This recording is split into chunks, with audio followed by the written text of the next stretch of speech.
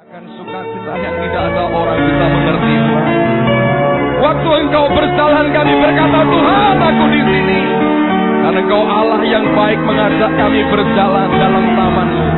Engkau berjalan bersama dengan kami, Engkau berbicara dengan kami. Kami bersengkrama dengan Engkau. Tuhan, berikan dalam hidup kami pengalaman itu. Kami tahu ini bukan sesuatu khayalan. Kami menyembah Allah yang hidup, bukan Allah yang mati. Kami tidak menyembah sejarah, kami menyembah realita hari ini, yaitu Allah sendiri yang hidup dan yang berjalan bersama dengan kami. Haleluya. Dan Engkau bongkar semua konsep yang bukan daripadamu. Engkau hancurkan semua pengertian yang bukan daripadamu, dan beri apa yang berasal daripadamu hari ini. Tuhan, sekali lagi hamba-Mu minta, tarik hati kami, tarik hati kami, tarik hati kami kepadamu. Buat mulai malam hari ini hidup kami tidak pernah sama lagi. Terima kasih Bapa, terima kasih. Kami bersyukur, kami berterima kasih. Engkau luar biasa hari ini. Terima kasih Roh Kudus. Hamba ingin berkata sekali lagi, ini acara-Mu. Lakukan seperti yang Engkau mau. Hamba ikuti kemana Tuhan akan bawa kami. Dan jadilah kehendak-Mu untuk kemuliaan nama-Mu. Singkapkan kebenaran-Mu sekali lagi hari ini. Buat mata kami terbuka oleh karena Engkau yang menyingkapkannya. Di dalam nama Tuhan Yesus. Semua yang berharap berkata, silakan duduk saudara. Ulangan pasal yang ke-10. Perhatikan pada ayat yang ke-8. Ulangan pasal 10 ayat yang ke-8. Teman-teman panitia minta kepada saya, dan saya sebetulnya ingin memberikan. Saya yang pertama berkata pada mereka, bukan mereka yang minta pada saya. Saya berkata saya ingin berikan makalah untuk seminar ini. Mereka nantikan, kalau Anda lihat pada map yang Anda terima, ada bagian yang diberi tempat itu untuk makalah, saudara. Setiap kali saya duduk di dekat komputer saya mau tulis sesuatu, macet, saudara. Roh saya menyala-nyala, di dalam saya berkobar begitu rupa. Saya mau tulis lagi, saya bilang, Tuhan, apa yang harus hamba tulis? Saya coba tulis beberapa kalimat, berhenti lagi. Akhirnya saya tahu, saya berkata, baik, saya tunggu. Saya mau beritahu saudara, dalam hati saya, roh saya ini begitu banyak yang saya sebetulnya ingin keluarkan semua. Dan saya berkata pada teman-teman, saya tidak tahu saya harus berkata apa. Tapi saya mau beritahu satu rahasia. Sampai dengan tadi waktu kita makan, saya tidak tahu apa yang harus saya sampaikan yang kedua ini, saudara. Dan saya sadar ini namanya seminar hidup dalam roh. Pembicaranya tidak boleh pakai otak, harus pakai rohnya, saudara. Amen. Dan saya suka dengan cara Allah semacam ini. Biar pewahyuan Dia berikan sementara saya berdiri, Anda terima yang segar, bukan terima yang basi dari caratan saya. Amen, saudaraku. Biar Allah yang baik memberi apa yang Dia ingin beri buat saudara. Saya bilang, Tuhan, jadilah kehendak-Mu. Aku tahu Engkau tidak akan permalukan hamba-Mu. Aku mau ikuti kemana yang Tuhan beri. Amen, saudara. Ulangan pasal 10 ayat yang ke-8. Pada waktu itu Tuhan menunjuk suku Lewi untuk mengangkut tabut perjanjian Tuhan, untuk bertugas melayani Tuhan, dan untuk memberi berkat demi namanya sampai sekarang. Saya mau tunjukkan inilah kerinduan hati Allah yang paling besar, saudara. Dia pilih orang Lewi. Ingat Petrus berkata, kita ini imamat yang rajani. Perjanjian baru mengajarkan kepada kita bahwa bukan lagi terpisah antara orang yang Lewi dan orang yang bukan Lewi. Semua kita di hadapan Dia adalah imamat yang rajani. Nah, pertama-tama Alkitab berkata Tuhan yang menunjuk suku Lewi. Allah yang memilih kita. Yesus berkata, bukan kamu yang memilih aku, tapi akulah yang memilih kamu. Dia yang pilih kita. Dan dikatakan untuk mengangkut tabut perjanjian Tuhan, dan kemudian dikatakan dan untuk melayani, bertugas melayani Tuhan. Baru kemudian Alkitab berkata untuk memberi berkat demi namanya sampai sekarang. Dalam bahasa Inggrisnya Alkitab dikatakan to stand before the Lord, to minister unto Him. Lalu kemudian dikatakan memberi berkat demi namanya. Tidak ada orang yang bisa memberikan berkat yang kekal kepada orang sekitarnya kalau dia bukan seorang yang belajar apa artinya to stand before the Lord to minister unto him. Anda tidak bisa melayani orang lain, memberkati orang lain sebelum engkau bisa menunjukkan di hadapan dia bahwa engkau adalah orang yang melayani dia. Banyak orang yang melayani pekerjaan Tuhan, melakukan pekerjaan Tuhan. Tapi yang Tuhan mau untuk orang Lewi, sebelum dia memberkati demi namanya, sebelum Allah memberikan otoritas kepada orang Lewi itu untuk memberkati demi nama Tuhan, Alkitab berkata orang Lewi harus belajar yang namanya to stand before the Lord to minister unto him.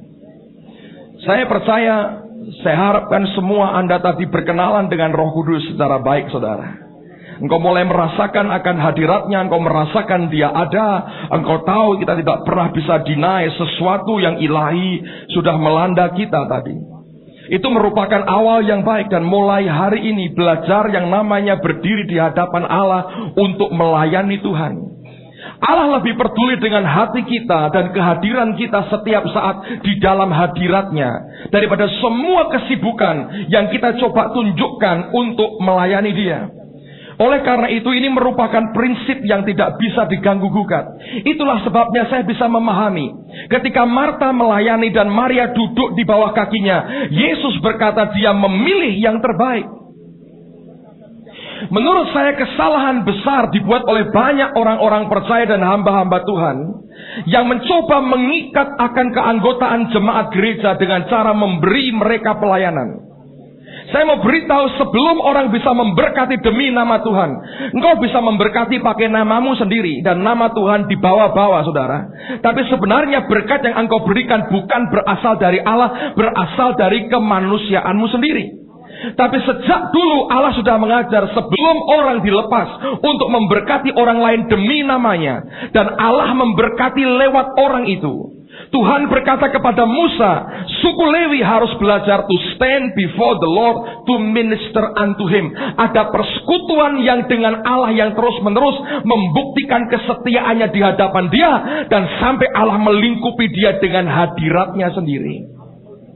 Kalau kita mencoba untuk memberikan pelayanan kepada orang lain, saya tahu beberapa hamba Tuhan di tengah-tengah kita.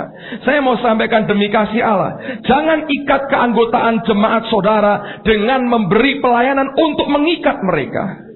Engkau sedang mematikan rohani mereka, karena bukan itu cara Allah. Pertama-tama Tuhan menarik kita bukan untuk mempekerjakan kita. Itu kita harus mengerti, saudara. Pertama-tama lihat, ketika manusia jatuh dalam dosa, Allah tidak urusan yang lain. Dia tanya, di mana engkau? Untuk apa? Waktu mereka berkata, Tuhan ini aku, Allah lihat ketelanjangannya. Mungkin Tuhan geli itu. Lihat sawat dari pohon, dari daun ara. Allah geli melihatnya. Apakah kamu sudah cukup aman dengan itu yang kamu buat? Mereka akhirnya berkata, enggak juga Tuhan. Lihat kami masih telanjang. Lalu Allah dan tangannya sendiri yang membuatkan long coat buat mereka, membuatkan akan pakaian buat mereka, dan itu yang memuaskan dan menutupi semua kekurangan dan kelemahan mereka. Orang Lewi diajar to stand before the Lord to minister unto him. Belajar berdiri di hadapan Allah dan melayani dia. Pada waktu kita belajar bersama dengan dia, duduk di bawah kakinya, kita melihat, menikmati Tuhan dan hadiratnya, kita berjalan, kita bersekutu. Menurut saya itu lebih dari semua kegiatan yang pernah kita berikan, saudara. Nah, apa yang terjadi kalau kita sebagai orang percaya, Anda mulai belajar to minister unto him, mulai belajar melayani dia. Lihat dalam Ulangan pasal 33. Ini yang kemudian terjadi. Ulangan pasal 33 ayat yang pertama mulai. Inilah berkat yang diberikan Musa abdi Allah itu kepada orang Israel sebelum ia mati. Ini merupakan berkat yang luar biasa. Semua yang diberikan oleh orang-orang sebelum dia mati, yang ditinggalkan itu sesuatu yang final, yang kita harus perhatikan. Dan Musa ini hidup dalam anugerah Allah yang sangat besar. Dia berkata, berkatalah ia, Tuhan datang dari Sinai dan terbit kepada mereka dari Seir. Ia tampak bersinar dari pegunungan Paran dan datang dari tengah-tengah puluhan ribu orang yang kudus. Di sebelah kanannya tampak kepada mereka api yang menyala. Perhatikan pada ayat yang ketiga, saya suka sekali dengan ayat ini. Musa menyampaikan berkat ini, dia berkata, sungguh ia mengasihi umatnya, siapa itu? Semua orangnya yang kudus. Di dalam tanganmulah mereka, pada kakimulah mereka duduk dan menangkap saudara? Sesuatu dari firman. Orang Kristen yang mencoba untuk melayani Allah dan dia duduk di depan buku, saya mau beritahu, berkat yang diterima, yang dia terima oleh orang lain, bukan berasal dari Allah, itu berasal dari dirinya sendiri. Oleh karena itu Tuhan sudah mengatakan sebelumnya untuk semua orang Lewi, dia berkata, belajar to stand before the Lord to minister unto him, berdiri di hadapan Allah untuk melayani dia. Dan apa yang terjadi pada waktu kita belajar berdiri di hadapan Allah, memiliki persekutuan yang intim dengan Tuhan, saudara duduk di bawah kakinya, engkau tinggal dalam hadiratnya. Alkitab berkata, jangan tergesa-gesa keluar dari hadiratnya. Waktu engkau tinggal, engkau dibungkus dengan hadiratnya. Dan ketika itulah dia akan berbicara, kita menangkap sesuatu dari firman-Nya. Pada akhir tahun 92, ketika Roh Tuhan melawat kami, pada waktu itu Roh Kudus berkata kepada saya begini, ambil waktu Sabat selama 1 tahun. Jangan kemana-mana, kecuali engkau melayani gerejamu sendiri. Jadi sepanjang tahun itu, saya tidak melayani di luar, hanya di gereja yang Tuhan percayakan sampai dengan hari ini. Setelah beberapa bulan saudara, saya ini dari tahun 86, 87 sudah keliling kemana-mana. Hampir setiap hari khotbah, disuruh diam. Tapi saya menikmati Tuhan karena setiap kali saya duduk di bawah kakinya, saya merasakan hadiratnya, saya tahu dia datang. Jadi saya baca Alkitab kerjaan saya. Saya menikmati akan hadiratnya, Tuhan mengajar saya banyak hal. Itu yang saya buat.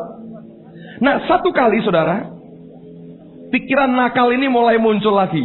Ingat, daging tidak bisa dimatikan semalam. Paulus berkata, I die daily, aku mati setiap hari. Saya berkata, siapa tahu itu bukan Tuhan. Aku mau coba. Lalu Pak Samuel Elkana yang kelola Taman Getsemani di Ungaran, Bukit Doa, dia undang saya, dia berkata, bisa nggak Sabtu ini khotbah tempat saya? Boleh, saya bilang. Ini pikiran nakal saudara. Saya mau beritahu, saya ngomong dengan saudara apa adanya. Tidak ada manusia super di sini. Yang ada orang-orang yang belajar. Nah, saya mau tunjukkan kepada saudara, belajar hidup dalam roh bukan hal yang simple.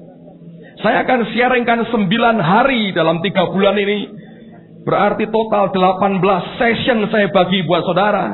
Tapi saya mau beritahu jujur, saya berkata tidak akan cukup saudara. Saya sendiri sedang belajar dan masih belajar. Tapi saya berdoa itu akan memberikan fondasi yang cukup baik untuk hidupmu. Amen saudara. Nah, saya datang ke Ungaran saudara. Sudah biasa khotbah dari tahun 86. Bahkan waktu saya umur 17 tahun sudah khotbah saya. Saya khotbah sejak saya umur 17 tahun saudara. Jadi yang namanya khotbah bukan barang asing buat saya. Dan yang saya hadapi jemaat yang biasa, bukan orang-orang hebat. Nggak ada urusan dengan soal gentar dengan manusia. Sudah jadi kebiasaan. Saya naik mimbar saudara, dan saya berbicara. Saya mau jujur buat saudara, tidak ada urapan sama sekali. Beberapa teman berkata pada saya, kamu jangan kedagingan ya. Karena pada waktu saya berkata, saya mau batalkan semua pelayanan saya sebanyak 93. Mereka berkata, kok Tuhan batalin? Saya bilang, bukan Tuhan. Dulu saya berkata, ya, saya terima pelayanan itu karena saya sendiri. Tuhan tidak pernah berkata, ya. Nah, akibatnya konsekuensinya saya mesti batalkan. Saya teleponin beberapa persekutuan doa termasuk di Jakarta ini. Dan mereka semua mau mengerti saudara. Dan waktu itu Tuhan hanya berkata pada saya begini, kamu hanya boleh akhir 92 melayani 1 kali di Salabintana. Adiknya Pak Yusak buat acara akhir tahun, dan dia berkata hanya itu yang boleh kamu layani. Kemudian 93, sepanjang 93 jangan keluar dari kota Semarang. Nah, apa yang terjadi saudara? 92 akhir saya datang dengan rombongan teman-teman ke Salabintana, Sukabumi. Dan di situ saya melihat roh Allah itu melanda mereka luar biasa. Saya pulang balik ke kamar hotel saya karena saya harus siap session berikutnya yang terakhir. Kami berdua dengan istri saya berdoa, kami berlutut pada waktu itu. Dan itu pertama kali dalam hidup saya ada ketakutan yang sangat besar kalau sampai saya kehilangan Roh Kudus dalam hidup saya. Dan baru saya bisa mengerti Mazmur 51. Take not thy Holy Spirit from me. Jangan ambil rohmu yang kudus dari aku. Saya begitu ketakutan kehilangan dia. Saya bilang, Tuhan, ini untuk pertama kali aku gentar tanpa Engkau. Dulunya berani tanpa Tuhan, saudara. Pada waktu kita mulai kenal dengan dia, kita tahu kita tidak ada apa-apanya. Begitu dia diangkat dari hidup kita, habis, saudara. Oleh karena itu orang Lewi diajar, sebelum kau bisa memberkati demi namaku, belajar to stand before the Lord to minister unto Him. Ulangan berkata ketika kita duduk di bawah kakinya, dan semua kita akan menangkap sesuatu dari firman-Mu. Saudara, ini yang luar biasa. Dan pada waktu kita bisa belajar seperti itu, kita bisa tangkap apa yang sebenarnya Tuhan mau berikan buat kita. Hal yang berikutnya terjadi. Lihat Galatia pasal yang pertama. Surat Galatia pasal yang pertama. Cara kita berbicara akan berbeda. Cara kita melayani akan berbeda. Cara kita menyembah akan berbeda. Galatia pasal pertama. Lihat mulai ayat yang ke-11. Paulus berkata begini. Dengarkan baik-baik, saudara. Dia berkata begini. Sebab aku menegaskan kepadamu, saudara-saudaraku, bahwa Injil yang kuberitakan itu bukanlah Injil manusia. Karena aku bukan menerimanya dari manusia. Dan bukan manusia yang mengajarkannya kepadaku. Tetapi aku menerimanya oleh penyataan Yesus Kristus. Oleh pewahyuan Yesus Kristus. Dia berkata, ini bukan yang diajarkan manusia. Tapi Yesus mewahyukan dirinya kepadaku. Dan apa yang dia wahyukan itu yang aku beritahukan. 15, kita lompat, perhatikan pada ayat 15, dia berkata, tetapi waktu ia yang telah memilih aku sejak kandungan ibuku dan memanggil aku oleh kasih karunia-Nya berkenan menyatakan anaknya di dalam aku, supaya aku memberitakan dia di antara bangsa-bangsa bukan Yahudi, maka sesaat pun aku tidak minta pertimbangan kepada manusia. Dalam bahasa Inggrisnya dikatakan begini, to reveal His Son in me, that I might preach Him. Dia berkata, to reveal His Son in me.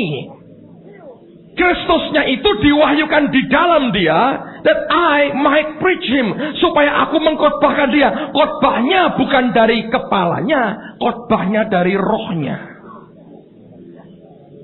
Orang hidup di dalam roh, Anda harus mengerti. Bukan masalah apa yang pekerjaan yang engkau kerjakan. Tapi itu harus lahir oleh karena kita mau duduk di bawah kakinya. Kita bersekutu dengan dia. Kita tahu apa yang dia inginkan. Dan kita beri apa yang dia mau, saudara. Ketika Roh Kudus menyatakan dirinya kepada saya, hal yang pertama yang saya harus bertobat adalah cara saya melayani Tuhan. Saya pikir saya bisa beri semua yang terbaik, saudara. Dan itu pasti dia berkenan. Ternyata Tuhan itu punya selera. Saya ambil contoh, saudara. Seandainya saja, saya ini tidak suka baju batik.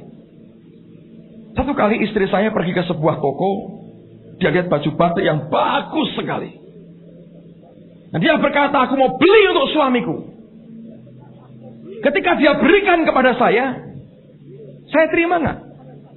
Saya terima, saudara. Nggak mungkin saya buang. Karena saya mengasihi dia. Saya terima. Tapi apakah saya senang dengan apa yang dia beri? Belum tentu, saudara. Mungkin saya pakai sekali. Berikutnya pura-pura lupa terus bahwa saya punya batik. Saya taruh di timbunan yang paling bawah dari tumpuan baju saya. Sering kali kita melayani Tuhan berdasarkan apa yang kita pikir itu baik. Sering kali kita berbuat sesuatu berdasarkan apa yang kita pikir itu baik. Ketika Anda mungkin mulai menyampaikan firman Tuhan dalam kelompok sel, persekutuan rumah tangga, cari bahan, cari buku, dengerin kasetnya si A, si B, si C, kumpulin semua, jadikan satu, diaduk, masakan baru saudara. Lalu kita bawa di hadapan Tuhan, urapilah ya Tuhan sih. Roh Kudus hanya dimanfaatkan, engkau tidak bisa manfaatkan dia. Saudara tidak pernah bisa menggunakan Roh Kudus dalam hidupmu. Dia yang akan pakai kita. Amen, saudara. Waktu kita mau memuji Tuhan, lagunya apa ya? Cari kaset ke toko buku Immanuel, dengerin 3, 4, 5 yang paling ngetren yang mana? Ambil tak. Tuhan, lu suka nggak suka gua nyanyi ini? Lu mau apa? Memang tidak sekasar itu saudara, tapi lebih dari itu seringkali. Kita paksa Tuhan dengan apa yang kita beri. Mau tidak mau, terima katanya. Tapi waktu Anda mulai bergaul dengan dia, engkau belajar to stand before the Lord to minister unto Him. Engkau mulai duduk di bawah kakinya dan engkau terima sesuatu dari firman-Nya. Engkau mulai meraba hati Bapamu sebetulnya. Yang membuat orang karismatik jadi agamawi adalah karena kita tidak hidup di dalam roh. Orang karismatik itu sombongnya luar biasa. Saya ngomong karena saya merasa di dalamnya saudara. Lihat gereja lain, tanpa Roh Kudus mati katanya. Dirinya sendiri kalau kebaktian, liturginya jelas, tapi tidak tertulis saudara ya. Urutannya mesti habis dengan tepuk tangan, nanti angkat tangan, goyang-goyang sedikit, firman, terus kolektor, pengumuman, bubar. Begitu kan saudara? Dari tahun ke tahun saya beritahu itu roh agamawi saudara. Engkau paksa Tuhan. Saya mau tanya, Anda makan tiap hari lauknya berbeda atau terus? Anda boleh kerja di Kentucky Fried Chicken. Saya mau bilang, tiap hari disuruh makan Kentucky Fried Chicken, pulang kalau tidur kayak ayam saudara. Manusia pun punya selera. Ingat kita diciptakan serupa dengan dia. Karena kita sudah rusak sih ya. Tapi paling tidak kita masih lihat bekas. Sisanya Anda masih bisa lihat seperti apa Tuhan. Coba di Jakarta ini dibuatlah persekutuan ibu-ibunya ya, pakaiannya harus putih-putih semua. Nanti kita bilang ini gereja perkabungan Indonesia saudara. Isinya orang layat kematian semua kan, putih-putih semua. Siapa yang suka begitu? Gak ada kan? Ribut. Anda boleh khotbah ini ayatnya putih-putih, surga putih-putih. Anda boleh ngomong begitu. Manusia kita berkata, kita punya selera saudara. Makan yang disediakan panitia, saya tahu mereka sediakan yang terbaik. Tapi saya yakin 1, 2 berkata, kok ini? Kenapa enggak hoka-hoka bento gitu? Kenapa? Tadi makan apa? Apa? Ayam goreng. Saya belum makan. Kenapa ayam goreng? Tadi siang sudah ayam goreng. Lihat selera kita aja berbeda. Anda terima makanan, Anda coba pilih kan? Kenapa banyak food court? Karena kita mau pilih. Yang mana? Coba Anda tiap hari selama setahun. 1 aja. Telur mata sapi. Genep setahun saudara. Itu mata seperti mata sapi benar saudara. Stres. Hanya karena makanan. Sekarang Bapakmu di sorga, Anda kasih. Bapak suka nggak suka ini. Jadi Bapak di sorga itu kita anggap sebagai pesakitan di rumah sakit. Kita perawatnya kan. Jadwal diet untuk Bapak di sorga. Lagunya tepuk tangan terus. Suka nggak suka makan. Dokter berkata. Betul nggak? Kadang-kadang kita lupa Tuhannya itu yang mana sebetulnya. Dia atau kita gitu.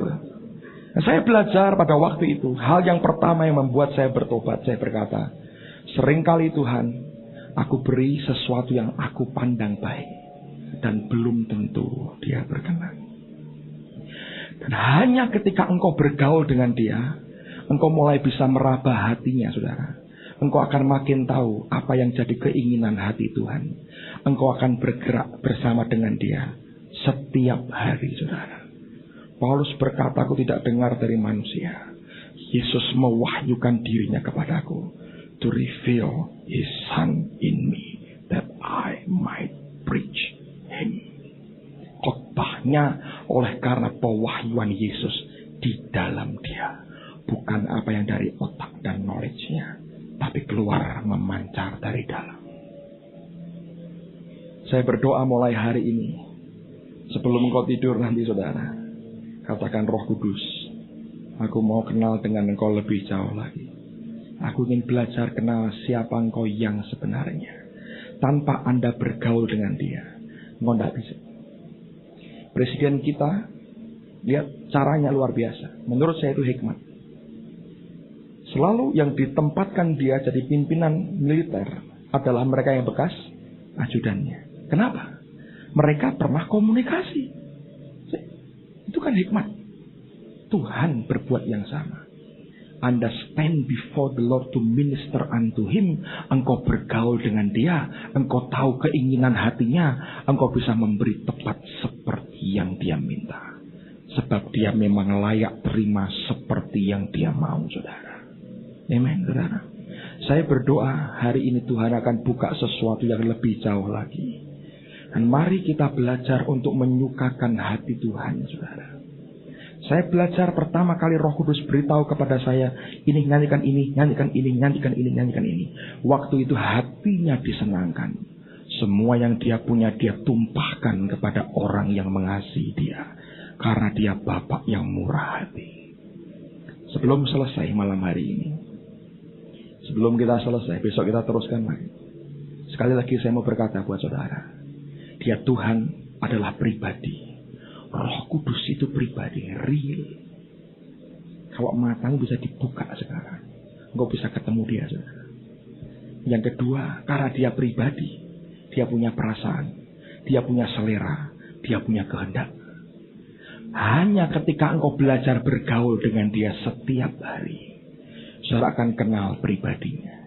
Anda mungkin kenal saya, kecuali engkau bergaul dekat dengan saya, saudara tidak tahu apa yang saya suka dan yang saya tidak suka. Pak Mulyadi nangkepnya cepat. Begitu makan, saya tidak sama-sama dia, tidak mau berambang bawang, ngerti dia. Why? Kami bergaul, saudara. Nah, saya umumkan pada saudara sekarang sekalian. Tapi saya mau beritahu saudara, kenapa dia bisa mengerti? Karena kami bergaul. Bapak kok nggak suka? Well, Alkitabnya berkata itu makanan Mesir, berambang prei segala macam. Tapi naturalnya memang nggak suka. Ada yang suka, go ahead, saudara, nggak berdosa makan itu. Hanya membela diri sebetulnya. Tapi saya mau beritahu, kami bergaul. Dia tahu, saudara, apa yang saya mau, apa yang saya tidak mau. Anda bergaul dengan Tuhan setiap hari. Engkau ada komunikasi, hatimu dibuka bagi dia, dia buka hatinya. Engkau jalan setiap hari dengan dia. Engkau mulai berbicara, hatimu dengan hatinya. Anda bisa lihat getaran hatinya, engkau bisa rasa heartbeatnya, detak jantungnya. Engkau tahu apa yang dia mau. Dan waktu engkau kerjakan seperti yang dia mau, akhirnya engkau akan bisa menyenangkan akan hatinya. Amen, saudara. Mari berdiri sama-sama. I come to